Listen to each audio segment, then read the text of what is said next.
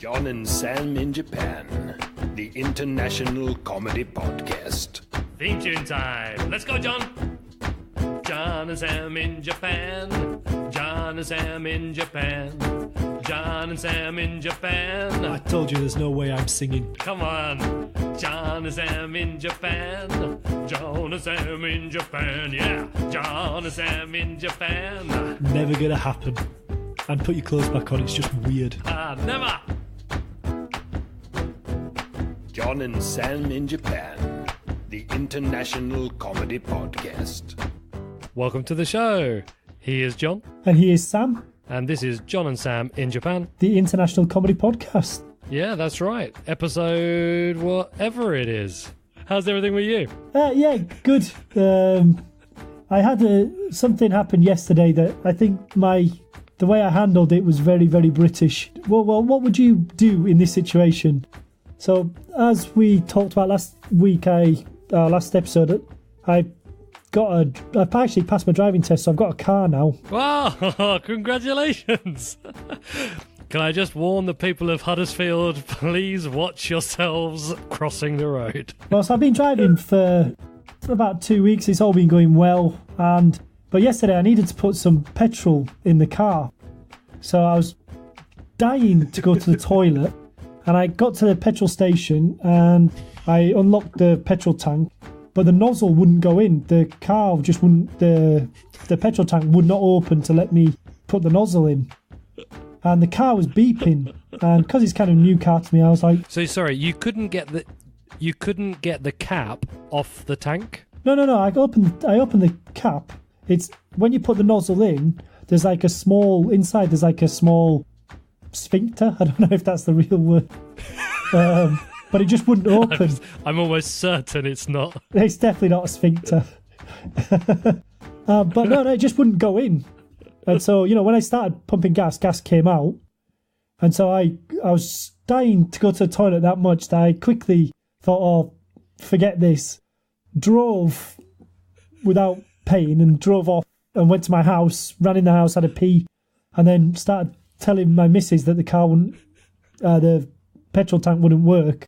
And my sister-in-law was there. She said, oh, did you have I said, the car's beeping. I can't work out why. And she said, do you have a heavy bag on the passenger seat? And I did. I had a bag full of textbooks and a computer. And she said, oh, well, sometimes they think that the seatbelt needs to be on. And so that's why the thing wouldn't work. That's why the car's beeping. So I thought, all right, okay. So I said to my daughter, do you want to come with me and we'll go back? So I went straight back to the petrol station, took the bag off the seat, and the car was beeping again. And I was doing it and it still wouldn't go in. And by this point, it's like Friday, sort of 5 o'clock. And there's a huge queue of people waiting and people are getting highly irate. And so I had to just The pressure is growing. Yes, I had to shamefully give up again and drive back to my house thinking, oh, my car's broken. And every time I opened the door, it beeped. And I was going mental thinking, why is the car beeping? I'd taken the key out and everything and I was walking around the car. And then I realised that the headlights were on. So I must have flicked on the headlights with my hand by accident. And so, of course, once I turned the headlights off, the car stopped beeping. And so then I needed to go get petrol. But because I was so embarrassed... Take 3? Yeah, so instead of going to the same one, I chose to go to one which was much further away. So the question is, would you have gone back a third time to the same place? It was the same staff in a window watching me. Or would you have done like I did? Chickened out and gone somewhere else. So I'm surprised you went back the second time. Yeah, well, the second time I took my daughter, so I was trying to, hopefully you wouldn't recognise, you'd think, oh, it's a different guy with a kid. Put on a baseball cap and a wig. Yeah.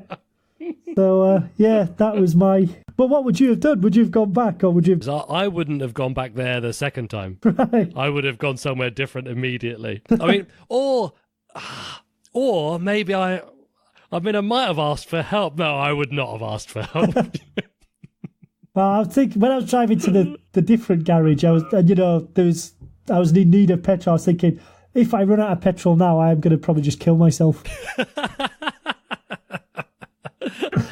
Have your 4-year-old daughter pushing the car along the road.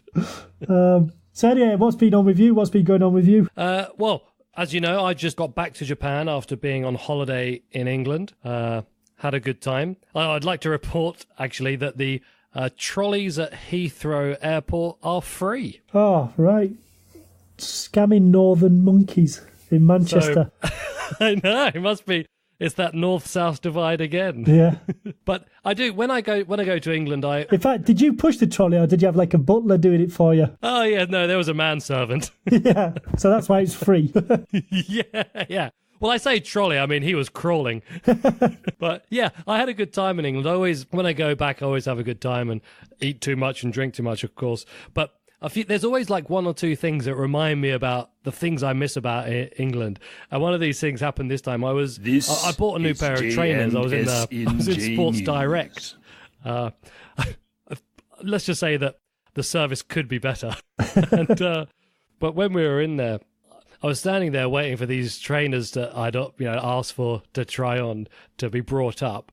And as I was stood there, there was this family, this mother and 2 kids. And they were waiting for shoes too. And the older boy, I guess he was about 10 years old, he said to his mother, "Mum, you said anything is possible. Is that true?" And she said, "Yes, son, that is true." And he said, "Like anything, absolutely anything is possible? Is that true?" And she said, "Yes, son, that is true." And then he picked up this kind of tiny, like 2-year-old kid's trainer. And he said, "Mum, can I get my foot into that?" And she said, "Don't be so stupid." And then he said, "But you just said anything is possible. It's not, is it, Mum? Not everything is possible." And he kept going on about this for ages and ages. And I just thought it was quite amusing. But as he was going on about it, this other kind of big skinhead man down the other end of the shop, he was also trying on some shoes. And he got his shoes miraculously. And he was walking up the shop, and he got to just about where we were. And as he got to us, he just did like a little turn, and he was about to start walking back. And he leaned over to the boy, and he said to the boy, "I'll make your foot fit in that trainer. I'll cut off your toes." Excellent. And I thought, I miss those kind of, because he said it basically in a comical way. The mum was laughing. She was having a good time with it. Yeah. But in Japan, you would never, ever get that. Yeah. I thought, yeah, I miss that kind of thing about England a lot. The random stranger just saying something horrific that is actually very funny. Yeah, giving the kid nightmares. Yeah. So what's on the show this episode? Well, we got a packed show as ever.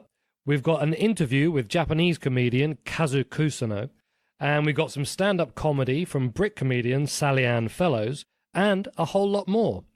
But first, this.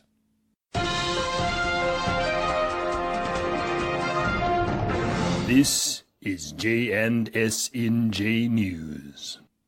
Time for some news. John, what have you got for me? A fantastic story that really highlights British culture at its finest. It's from the BBC, the 3rd of September, and the headline is "Drunken Children Threaten Morecambe Lifeboat Crew." Morecambe's a town up in the north on the seaside, for those who care. You see, it's things like that. They're the reasons we make you pay for your trolleys. I'm telling you. Yeah. Okay, so the story reads that lifeboat volunteers were threatened with violence after being called to help a group of drunken children who'd been in the sea at Morecambe. 6 youngsters aged between 11 and 15 had gone into the water, fully clothed, close to the town's clock tower on Sunday. Morecambe RNLI, that's the lifeboat service, launched an inshore boat before the group came ashore. When volunteers went to their aid, one was told, well, in fact, I'll get you to try and guess what one of the drunken children said to the lifeboat volunteer. Classic quote. Probably should go on a T-shirt. It almost is certainly "F*** off, you pedo." No. It doesn't contain Oh, swearing. right. I've let myself down there then. All right, come near me and I'll hit you.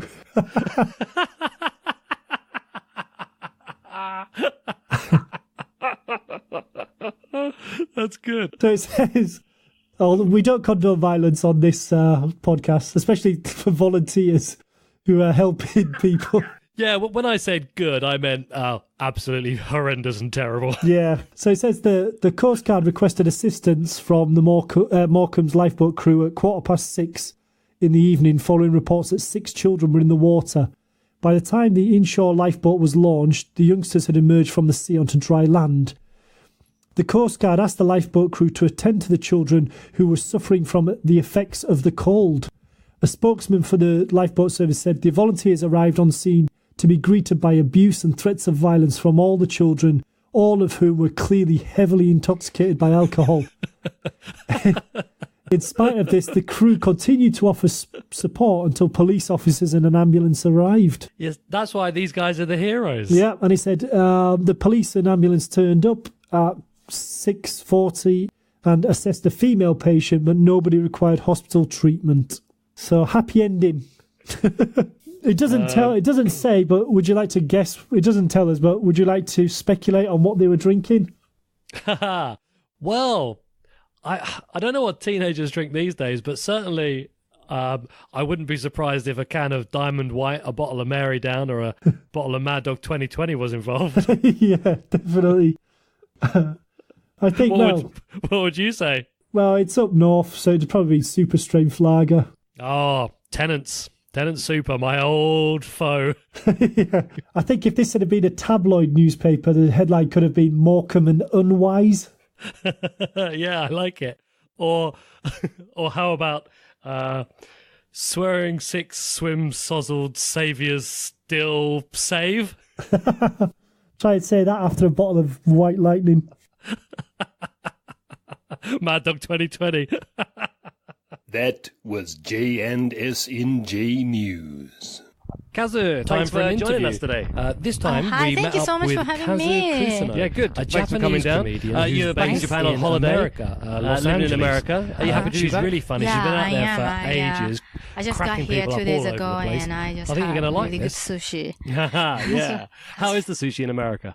Oh, so it's good. You have to pay like a lot of money. Like, if you get like $1, kaiten sushi here in Japan, $1, but you have to probably pay at least $4 or $5 Right. in America. I mean, California, where I live, the taste is good, but I think Japan is the best. Of course, yeah. It's better British sushi. Yeah. So how long have you been living in America? Since 2004. Right. So it's been 14 years. And before that, I lived in California for 2 years.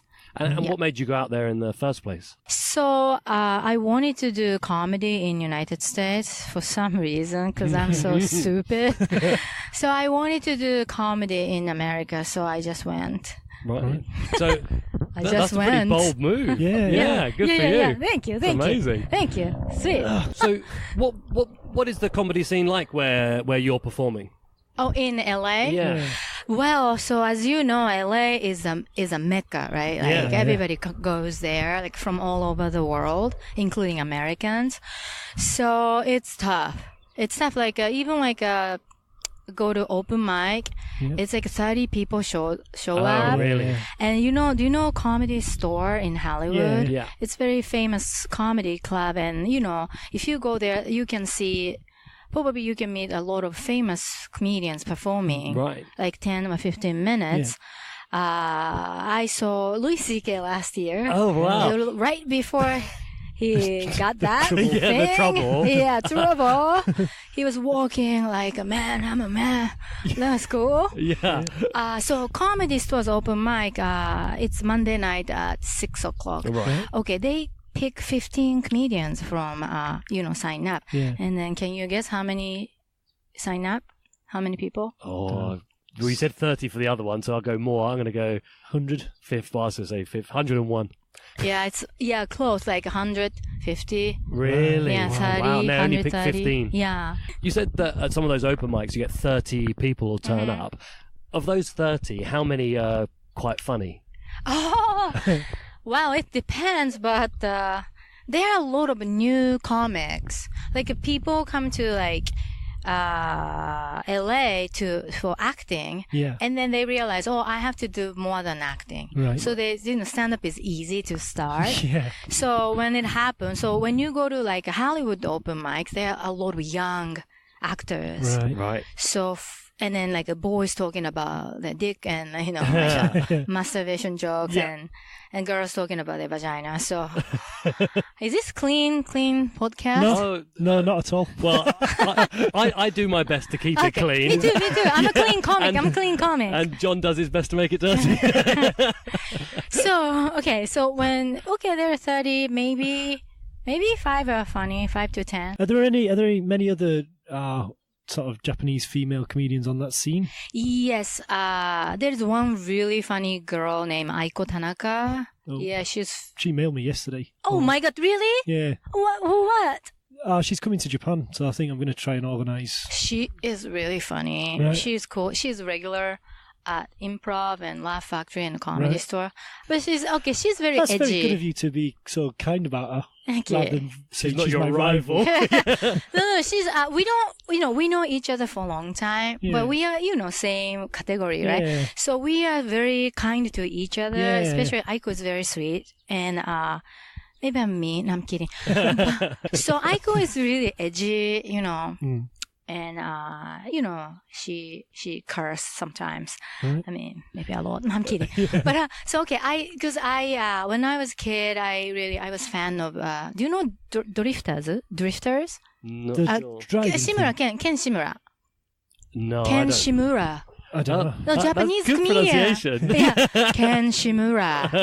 No, very famous Japanese comedian. He's like 60 years old. Right. But he was in a comedy troupe called Drifters in 70s, and I shouldn't say 70s because Yeah, I wasn't born then. Oh shoot! Oh yeah, Oh my I'm god! 1980 then. Right. I'll ask my and mum. 80s too, So I really loved their comedy, like 5 men doing silly stuff, slapsticks, but then their show was for family and family friendly show. Right.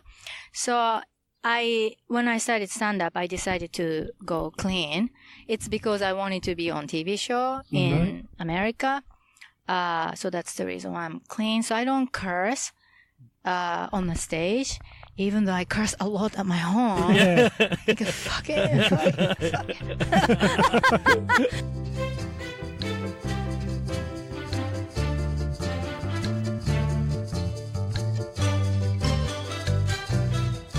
So I'm is it? clean. Do you do like surreal kind of comedy, or is it like observational comedy about everyday life, or what? I talk about everyday life, my marriage life with my American Jewish husband.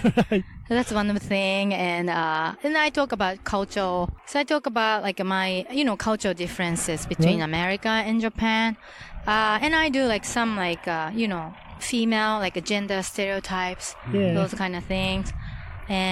But I do sometimes sketch, like a solo sketch, and then my sketch is kind of Japanese style, so it's more like surreal, you know. What sort of differences have you noticed between America and Japan? I mean, there are a lot. Well, so the big difference is in Japan, you guys probably know that ippatsuge. Do you know ippatsuge? No. Like comedians come out and like this is very famous. Beat Takeshi, right? Beat Takeshi. When he was young, he did this komanechi, this movement.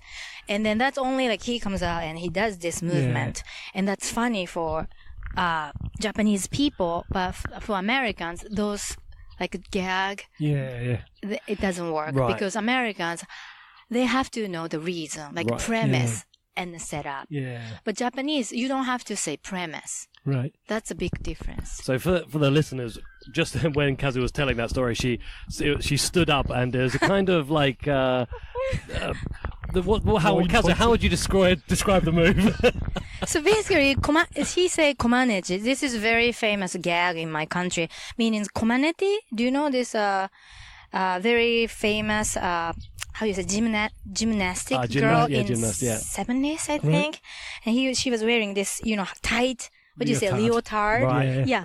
And then so this guy comedian just do like this. So she's kind of like, John, describe it. I mean, this Kind of crotch pointing. exactly. crotch pointing or slashing almost. Exactly. Google it, someone. Google Yeah. it. It means it's komanechi by Beat Takeshi. I bought this line of questioning quickly. I thought you were just going to ask her to do it again.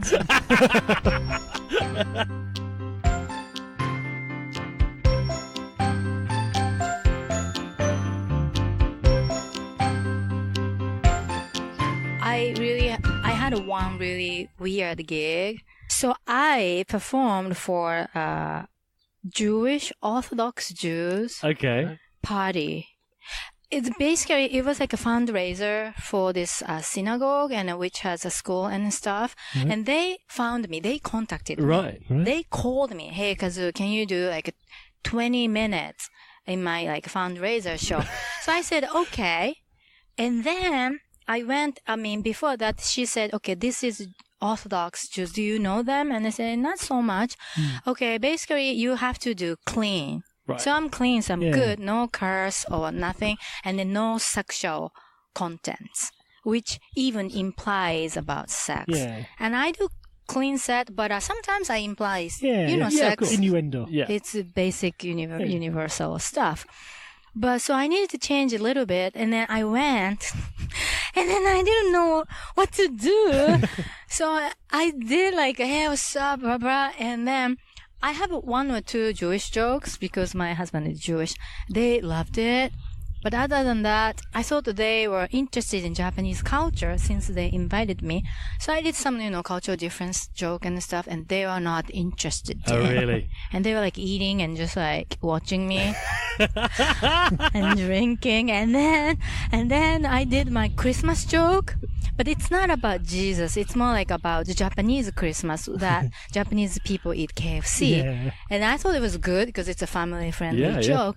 And nobody laughed except Rabbi. Oh, the rabbi. Yeah, he was laughing constantly. Can you believe Well, he it? booked you. He was under a bit of pressure. Exactly. And that was my probably the weirdest audience reaction I ever got. And it's funny because it's not like there's a shortage of Jewish comedians. Yeah, I know. There are a lot. Yeah. A lot in LA. Yeah. But they contacted me. It was so weird. And they had this fundraiser at the Chinese restaurant. But Maybe it was like Asian themed show. Exactly. It was like a Japanese, some theme, Japanese Chinese. So they did this kosher Chinese restaurant. And they invited all like a karate performers, taiko performers. It was so That weird. is weird. Yeah. It's So the weird. rabbi's got an Asian fetish. Yeah, it sounds like it. Exactly, right? Yeah, it's kind of proof like, oh, Jewish people love Chinese food, But it wasn't on Christmas, but, but they paid me a lot. So that was that's good. cool, yeah. Did they call you again the next year? No. Ah. That was it. Well, you got your pound of flesh the first time round, so that's good. Exactly.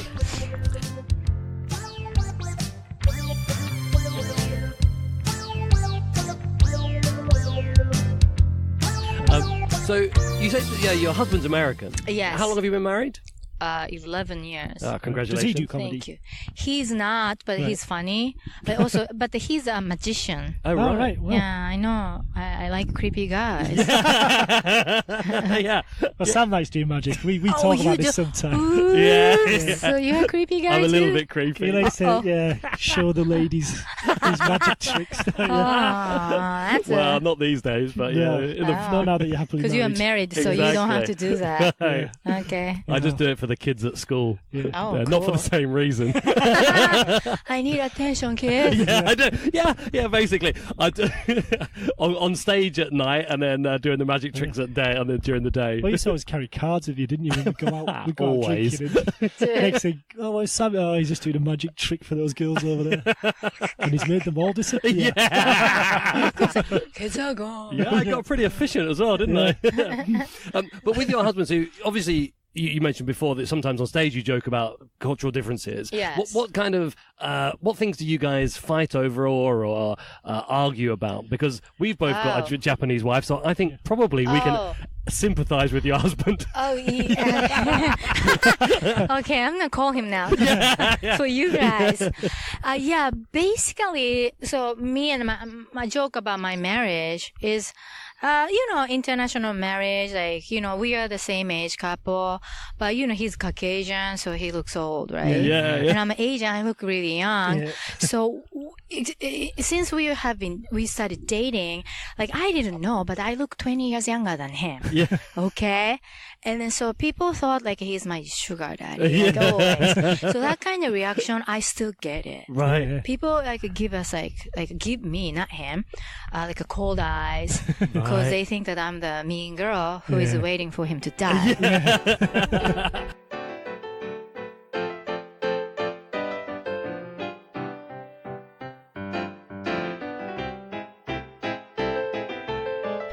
Like when I'm tired, like my husband doesn't speak Japanese at all. Right. So then he speaks English like blah, blah, blah, blah, blah, blah, blah, blah, blah, blah, with this American pronunciation. So when I'm tired, he speaks in Japanese English, and then I'm like, stop talking in English. If you want to talk to me now, can you speak in Japanese? And because he's so argumentative.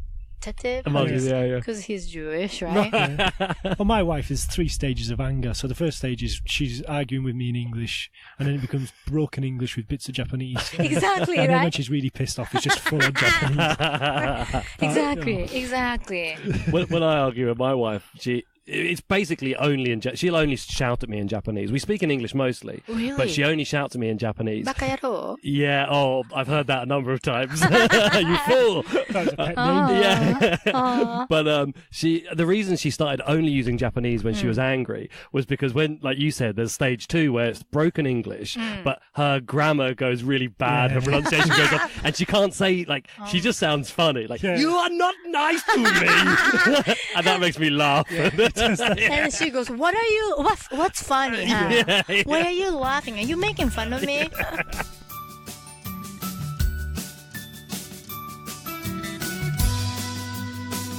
Thanks very much to Kazu Kusano there for meeting me and Sam and having a lovely afternoon chatting away.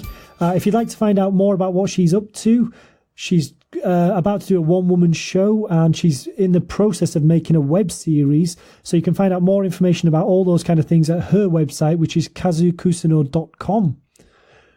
And now, time for a word for this episode's sponsor.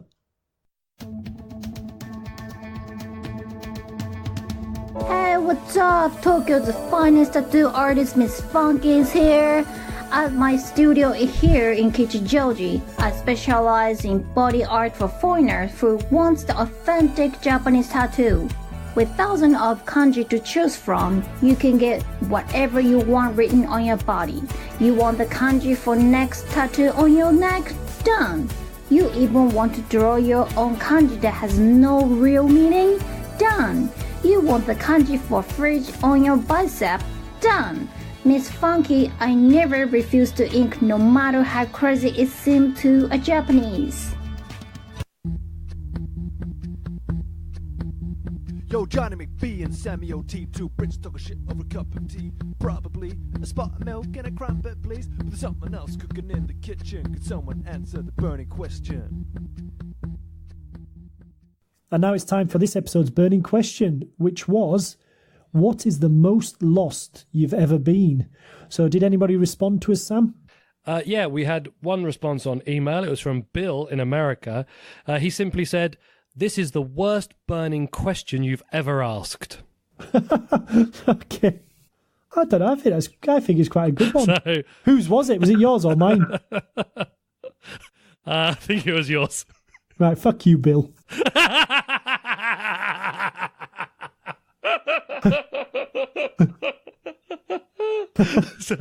So for this episode's riveting burning question, John, what's the most lost you've ever been?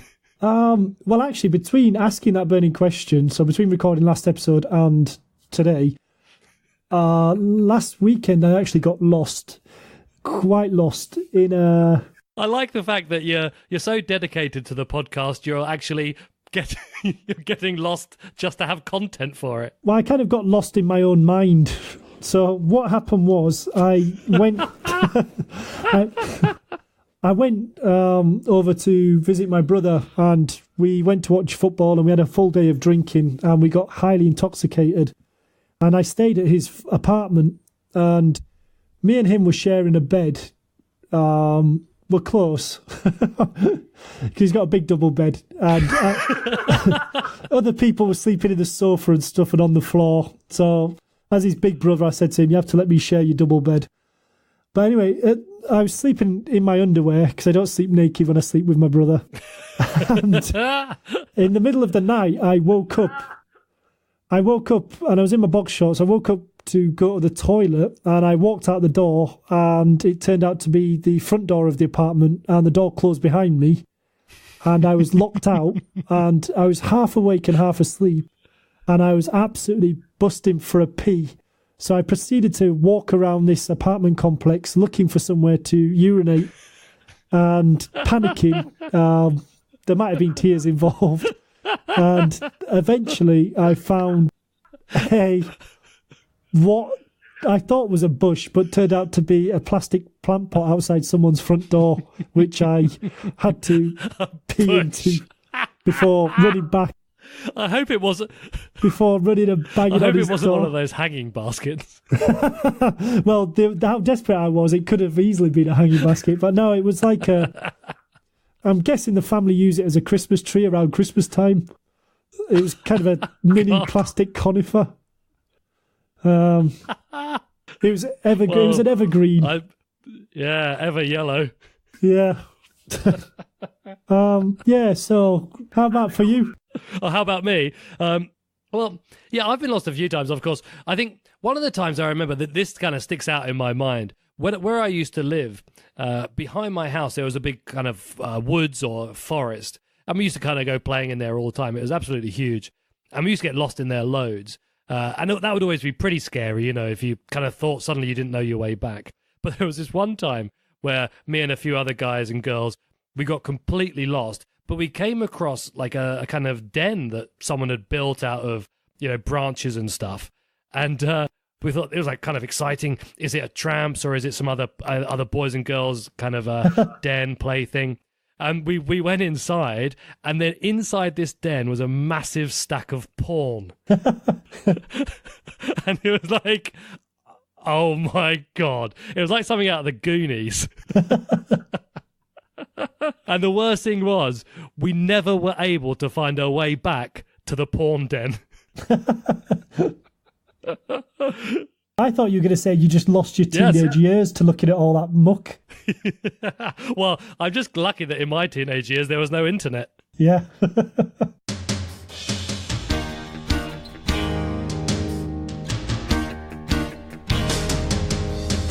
John and Sam in Japan.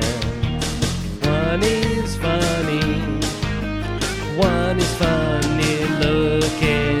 John and Sam in Japan. One of them is funny, one is funny looking. Which is which, you decide. Time for some stand-up comedy. This episode we have some stand-up comedy from Brit comedian Sallyanne Fellows. She performs all over the place. She's been on TV. She's very, very funny. I know you're going to enjoy this. Hello. You all right? Yeah, all right. Don't know what I'd do if you weren't. Not a counsellor. Got some basic first aid skills. Maybe a fractured tibia or something, I could deal with that. Yeah. I really hate those posh women who stand by lakes. We've all seen them, haven't we? I really hate them. They're so posh, aren't they? They're smug, they're posh, important hair. People who smile while they're explaining things. What's that about? National Trust volunteers. What are they for? I want to say to them, mate, this is not your house. These paintings are not of your family. People who smile while explaining things. Brian Cox. I'm fed up with being told what to do. We're constantly being told what to do, what not to do, aren't we? It's like, I don't know, don't do this, don't do that, don't bury people alive. Mind the gap. Oh yeah, thanks for that. Hold the handrail while travelling. It's not funny, just a way to get a sick day, isn't it? Dogs must be carried on the escalator. There's never enough of them to go round, is there? I had to nick one off a tramp the other day. He wasn't happy. Children must be held firmly on the escalator. I've already got a dog under this arm and I've got another under this arm. Where am I supposed to put a child? Apparently this is wrong. What to do you? Yeah, why is it that I always see somebody I haven't seen for ages and I've just bought a multi-pack of toilet paper? Hello there, oh hi. Living the dream. Probably won't see you again until I've gone through this lot. So cool.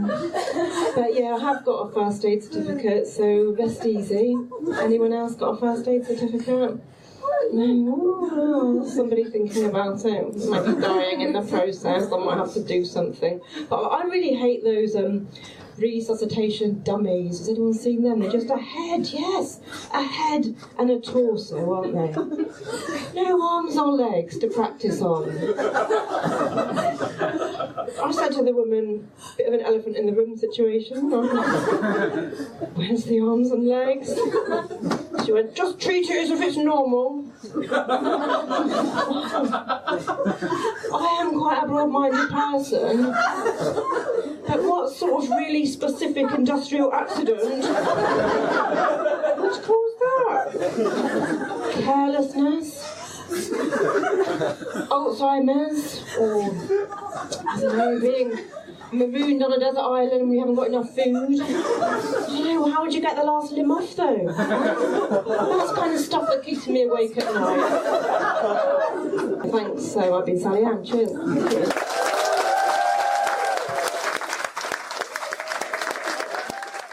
Sallyanne Fellows there. That was a great set. Really enjoyed it. If you want to find out more about her and where she performs, you can go to her website, sallyannefellows.uk.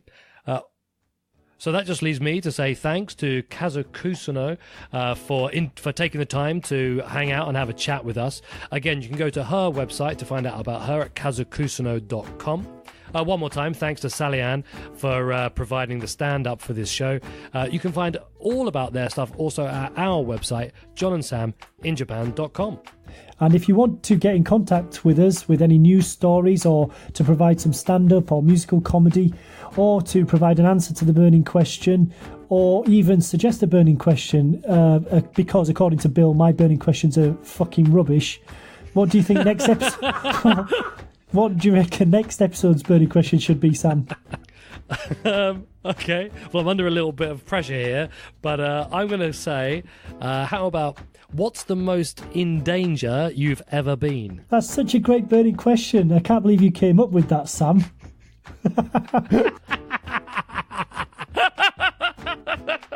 Well, okay, yes. Sam definitely thought of that by himself. So what is the most danger you've ever been in? I hope you're happy with that, Bill. And if you want to give us 5 stars on anything, that would be appreciated because nobody's ever doing it. So, anything else? No, I think that's all. All right. Catch you later. John and Sam in Japan, the international comedy podcast.